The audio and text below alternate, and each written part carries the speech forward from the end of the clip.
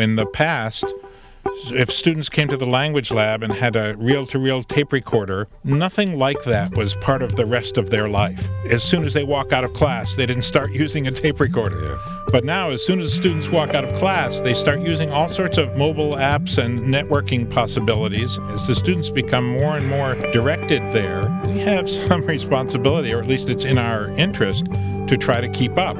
You're listening to Speaking of Language, a podcast recorded at the Language Resource Center at Cornell University. I'm Dan Gable, Technology Manager for the LRC. Each week, we explore a topic related to language pedagogy and second language acquisition. This week, on Speaking of Language, Dick Feldman is Director of the Language Resource Center at Cornell University and has been so for 19 years.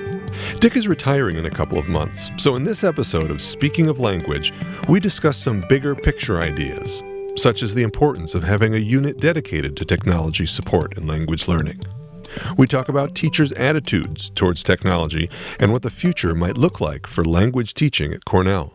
So Dick, playing devil's advocate, I wonder, why does language teaching have a whole unit devoted to technology support? Why don't we also have a history resource center or an economics resource center? Well, you're obviously not the only one to wonder that. Administrations have certainly wondered that.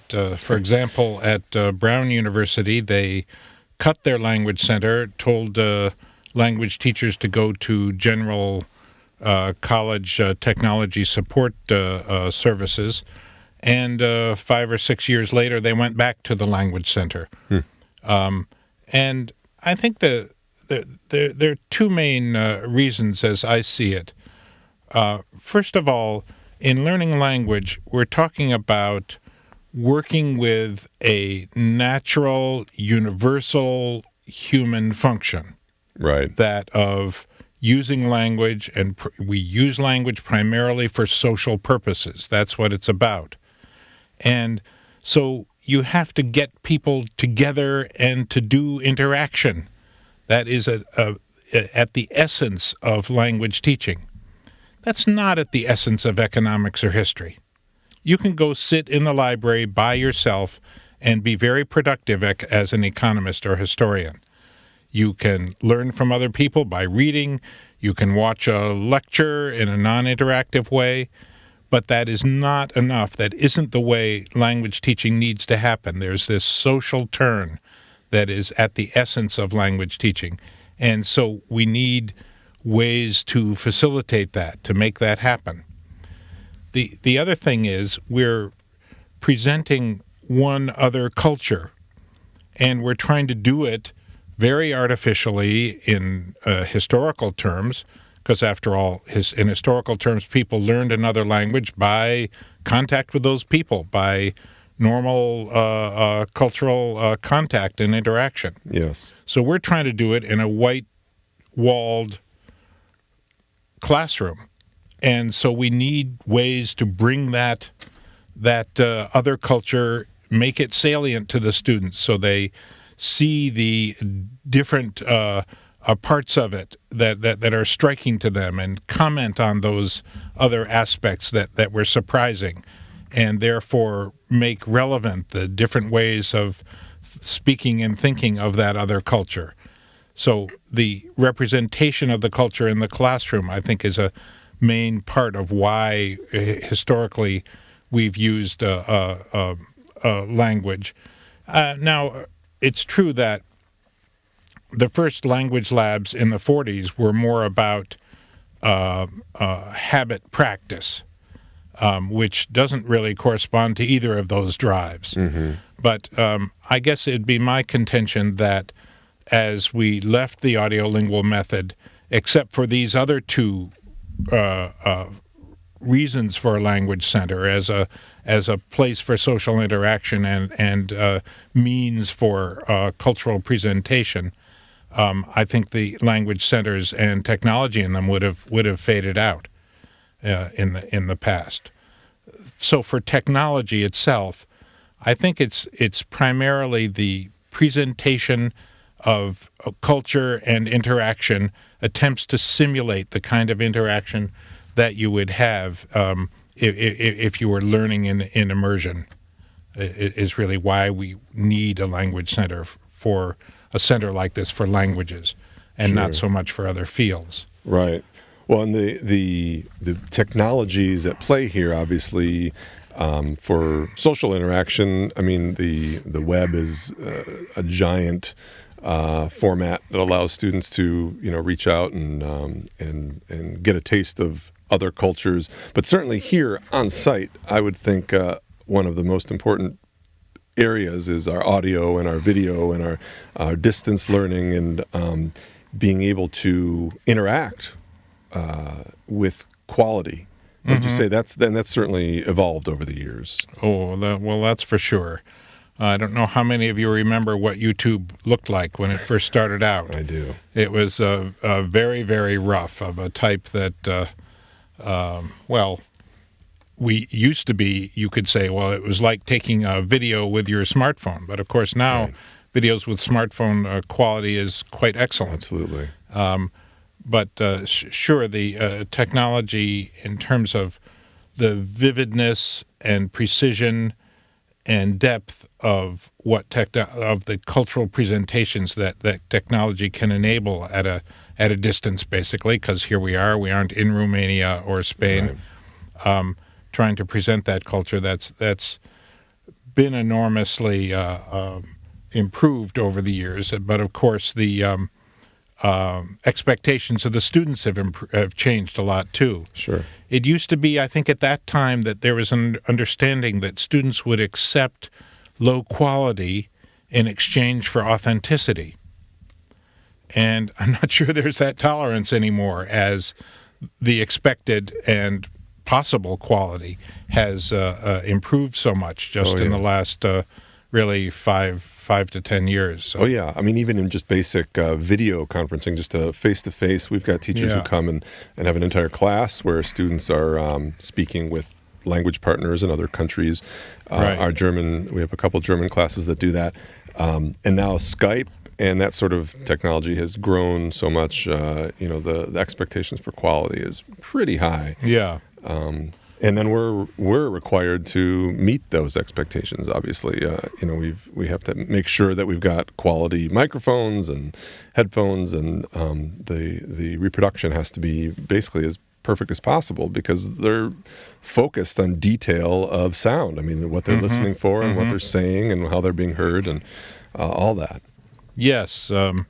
As you know, we've taken special measures to get the sound quality of our video conference work as high as possible, because a lot of those technologies that were made for boardrooms where everybody was all speaking the same language and you just had to kind of understand what people are saying, that's very different when you are trying to get used to hearing sounds that you've never heard before coming from a teacher speaker. And if the sound isn't accurate and the audio isn't high quality, you're just not going to hear those things like aspirated voiced consonants. I mean, why do you think the word Buddha has an H there? We don't pronounce it in English, but that's an aspirated voiced consonant that doesn't exist in English. Right. But it's an essential part of a lot of South Asian languages. So students have to be able to hear that accurately and fully. And so quality in those areas is really important if you're going to do the distance kind of thing. And the distance work is really a whole new thread in technology and language teaching. Sure. There's no really good reason why, and of course that is going on in all sorts of other fields. In some ways, language teachers have been slow to adopt it because I think for a reasonable feeling that the interaction with the teacher needs to be very, very direct and immediate.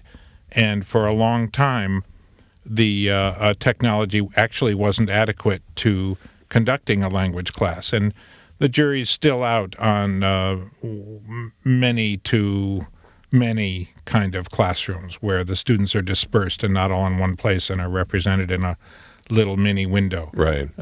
People are doing that, but it requires a really different approach. Yeah. From the classroom-based video conference that we mostly have been doing here. Yeah. We certainly have our regulars who are very into the distance classes, and we have our shared courses initiative, and we have a nice group, I think, of teachers who come around and want to work on projects, and we kind of our cast of regulars that we work with. Sometimes I wonder if we couldn't see more language professors using technology. I know there's a lot of them out there, and we certainly don't get everybody. And why don't more language teachers use technology, or is that just me? Am I not getting the right idea here? No, I think it is an issue, and I think it's an important one that's embedded in the whole situation of language teaching in the country to some extent, and in places like Cornell particularly. First of all, the fact is those are not professors. Students will talk about their language professor, but there is no language professor at Cornell. Right. They're all non-tenure track faculty. Right. And there is no graduate field of language teaching at Cornell, even though there is a very large and very active research and specialty field of language teaching around the country and world. There is no field or research in it going on at Cornell. And, this starts with the history of language teaching being really a part of literature, and then only growing into its own field with its own theory and research, to some extent coming out of linguistics in the starting in the 50s and 60s, and I think pretty much expanding since then. But the result has been that traditional places like Cornell do not have a field for language teaching. That's a major reason why the Department of Modern Languages that existed for 4 years in the late 90s was eventually dissolved, because it had no graduate field of its own, and the college was not about to create a new graduate field for it, just out of traditionalism, really, and money, probably, is what it comes down to. So the language departments, well, there is no language department. There are no language majors. There are only literature departments and literature majors. And the language teaching programs are embedded within those departments and have a kind of lower class status within those departments. And the literature professors try to say that they're shepherding them benignly and various things, but it's not the same. The salary and potential creativity of people in subsidiary positions is restricted. They can't decide, essentially, they can't decide themselves what to teach. The vaunted academic freedom of university professors does, in fact, not extend to non-tenure track lecturers. Oh. And that makes a profound difference. Yeah, I'd imagine. One lecturer was told in the middle of the year that she had to stop using the textbook she had chosen, and that squelched a whole thread of experimentation in that field. So that's just the way things are in a place like Cornell, and it's, in fact, similar to our peers. Columbia, Harvard, Yale, Brown have very similar situations. They don't have a field of language teaching. Their language teachers are second-class appointments, and they have limited academic freedom. And the reason I'm going through all this in response to your question is that coming around here and trying out new technologies is a move towards experimentation, towards innovation, towards going in new directions with your language program. And the language teachers essentially, for the most part, don't feel they have the right to do that. They're enclosed in a system that's conservative, that doesn't favor and or really support change. And so many of those people don't see the point of finding out what the latest thing we're supporting that can make it a new way for them to scaffold video in their class, for example, or a new way for students to have out-of-class speaking and listening practice. They don't really see the point of doing that because it would require changes in their curriculum, changes in their colleagues' curriculum that they, in fact, are not empowered to make. So that's just the way it is. Being a problem, sure. It is. And, one of the things I, as Language Center Director, have tried to do is to encourage a feeling of solidarity and through solidarity, a feeling of greater power and freedom to experiment. And, there are a lot of forces working against that drive, but it's something I've tried to do anyway, and I hope the next Language Center Director will continue with that work. And it has worked in some cases. Yeah. Certainly some people feel, because of their position, their situation, their longer establishment of their work, some people feel empowered to do experimentation and to try things. And sometimes that comes from their colleagues here at Cornell and sometimes from their colleagues around the country as they go to conferences and see what's happening in other places. Sure. A lot of people look there as opposed to the power within their department for their real colleagues and for their support and spurring on to creativity and innovation. Right.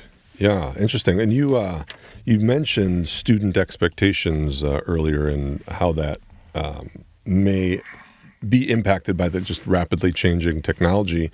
I mean, I would think that would be a catalyst for a teacher to want to do more, and a reason for them to come and talk to us and think about what they could be doing that a student might, be more likely to expect from a course, or they may realize how much things have changed in terms of audio video and delivering that via the web, and they've seen our web audio lab, and they've used our online workbooks and our various web tools, and I would think there would be maybe a little bit of pressure there from students to teachers. I don't know how much communication actually happens. Right, that's kind of the thing, isn't it? How much are teachers even aware of the technology lives of students? Right.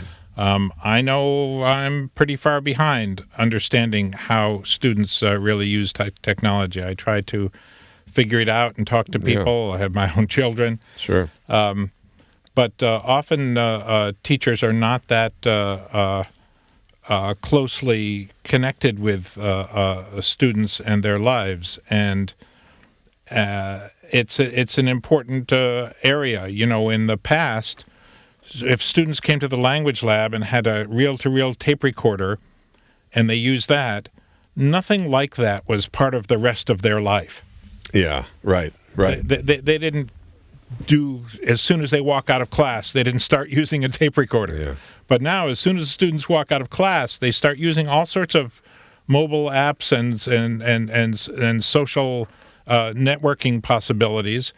And as the students become, as you say, as the students become more and more directed there through their whole lives, and we're working on the edges of that, we have some responsibility, or at least it's in our interest, to try to keep up. That's right. And, if we can get a little bit even ahead of the curve there and catch something that the students are just being excited about. That's right. And harness that in our language teaching interests, I think it can be very powerful. It's an old idea, but even the 5 hours you students have in class is not nearly enough to get going really learning a language. We make the students do homework, of course, but getting the students to use the language in ways that fit into their lives is a recipe for success in language, and climbing on top of that and figuring out how students would do that, how you could get them interested. It's with the pace of change that's going on now. I think that's a whole new kind of need in language teaching. That's why we need, people like you need, and as you are, in touch with that student experience, because Right. technology people can get stuck in their ways and out of touch with modern things too. Yeah, for sure. For sure. If you just spend your time fiddling with network devices and stuff. That's right. Oh, yeah, that could easily happen. There's all sorts of central. We always talk here just day to day about some of these centralized systems that are sort of pushed on us by Cornell IT. That's understandably, but it's not as exciting as some of the other topics we could talk about as far as helping teachers. Yeah, using most of technology. that stuff is very conservative and very dorky from a student point of view. Yeah, I'll say. Some of it amazingly so. I Yeah. remember not so long ago, I was at a training for some administrative app, and they said, okay, then you go to this screen. Now, you see that number there? You need to write that number down on a piece of paper because you're going to need that in the next screen. What? Yeah. Yeah, that's no good. So, As opposed to, I just had a great conversation with Mijong Song. We recorded a podcast the other day, and we talked about her use of SoundCloud and podcasting technology to deliver audio to her students. And her idea is that she wanted the students to be walking to class. And, they leave class and they put in their headphones as they normally do, and they use their phone to get a little bit of extra Korean practice. And she said she didn't even care if they were very carefully focused on every little bit. She even referred to brainwashing. She just wants a little bit to slip through, when they least expect it, because it's what they're used to and it's what they might get excited about. And that works for her in her class. yes, exactly. Stealing some of the students' time, as I said, because it appeals to them, because it fits into their lifestyle. Right.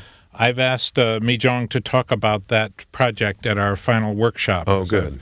I'm asking a collection of people who've done projects over the last 3 or 4 years of interest to everybody to talk about those, and that's one of the ones I've and she's agreed to do that. So Excellent. it'll be interesting to hear how that's worked.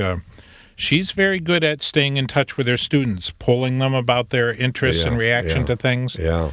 And that's made her, I think that has given her confidence in proceeding with new ideas. Yeah. Because of her connection to her students and understanding of how their technology interests work, so that she can use some of that for her own language teaching goals, as you say. That's great. And she's certainly someone willing to experiment. And, when you talk about experimentation or, like exploring, a teacher might be willing to explore new technologies. I think it brings up this idea of which comes first, technology or pedagogy, and a teacher maybe being less likely to say, I'm going to use this technology to facilitate some sort of interaction or create an assignment for class, versus here's a pedagogical issue that I want to address. How can I address it? And then to be able to speak to somebody about what technology might be available to address that particular issue. And I always feel like there's a balance on my end of I want to explore everything. I'm interested very much, as you know, in virtual reality. I think there's a real future there in all learning and language learning. And you talk about interaction and social interaction. I mean, VR is really the next big thing for that, I think. So what do you? I don't know if you have anything to say about that. This idea of getting teachers to experiment with something that is just kind of out of the blue, something brand new. Yeah. Well, as I've said already, it depends first on their feeling empowered to do experimentation, having flexibility in their curriculum, having the support of their colleagues and the powers in their department.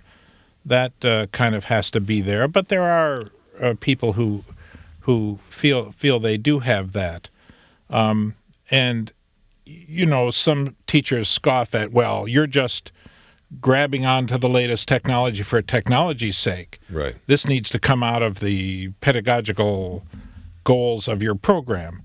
And, there's something to that. You can imagine somebody, but mostly those bad cases are bad uses of that technology, if there can be properly accused of technology for technology's sake. Because our goals in language teaching are pretty broad, as I've outlined earlier here, about increasing social interaction and meaningful contact with the language, and any way that does that. But I think standing still has a danger, certainly of itself, as the students, the language teaching theory changes, the teachers' courses change, but the students change too. As we've discussed, they get used to using technology in certain ways, and if a student looks at something that a teacher is asking them to do and says, well, this is stupid, and this is badly done, or it's low quality, or they'll do it, but they won't have the kind of excitement that you'd like to have in a student, that you hope to harness to really involve their thinking and emotions and intellectual engagement with the language. So keeping up with the students is an important part of it, and it's something where we just do need student partners for sure. Mm-hmm. So Dick, we are kind of at a bit of a crossroads here at the Language Center. So this is going to be our last podcast that we record with you as director. This is I think this will be the last podcast of our semester, and you'll be retiring in at the end of June. Mm-hmm. So how long have you been director of the Language Center? Since '99. So that's 19 years. 19 years. We've been working together for 18 of those years, which is pretty amazing. Yeah. So I'm very interested in what you think about the future of language learning here. How do you guess things are going to change? Well, yes. I've certainly thought about that some. I've talked some with the couple of candidates who might be the new, who might be my successor here. Right. And of course, I have contact with Language Center people and language teachers at other institutions similar to ours, and our own teachers have ideas about the way things should go. I think the dominant force now is the oft-used word globalization.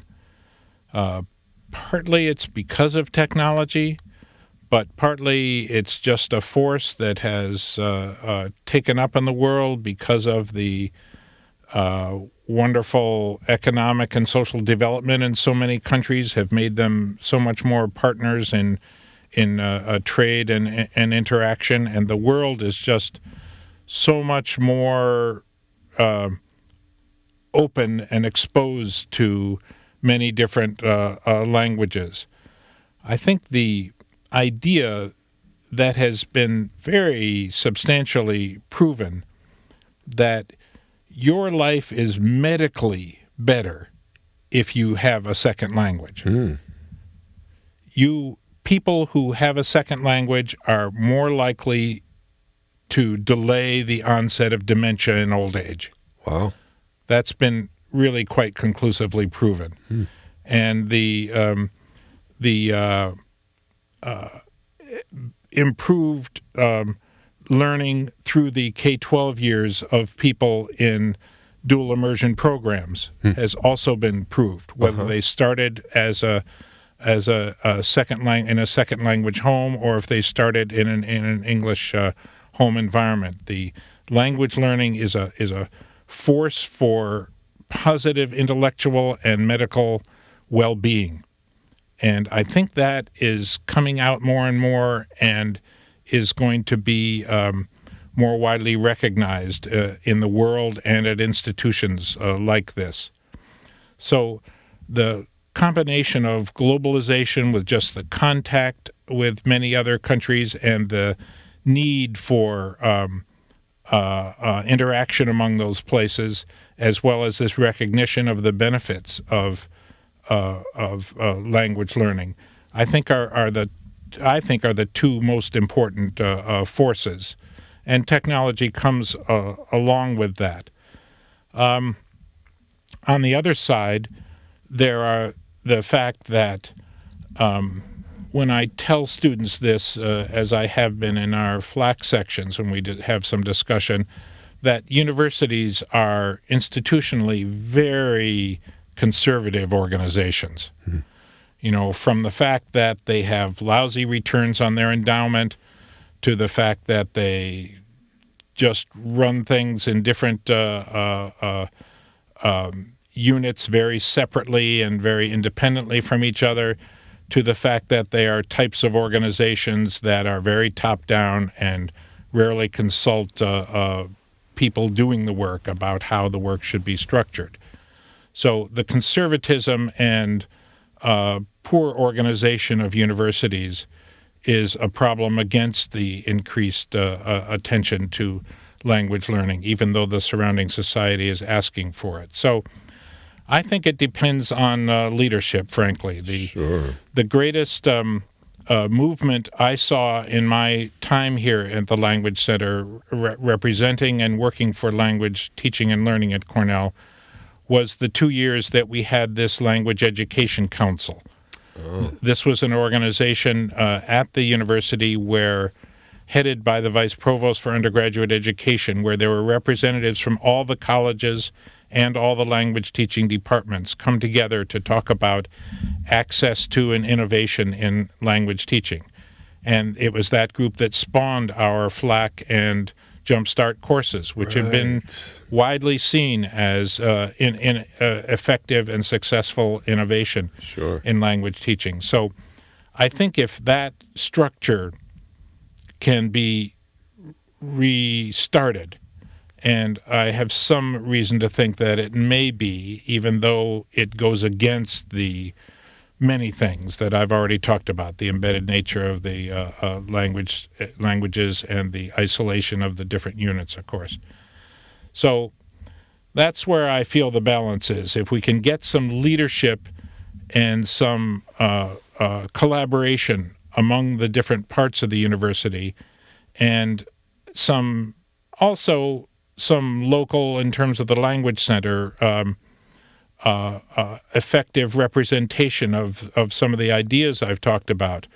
Maybe the next Language Center director can do it better than I can. I hope so.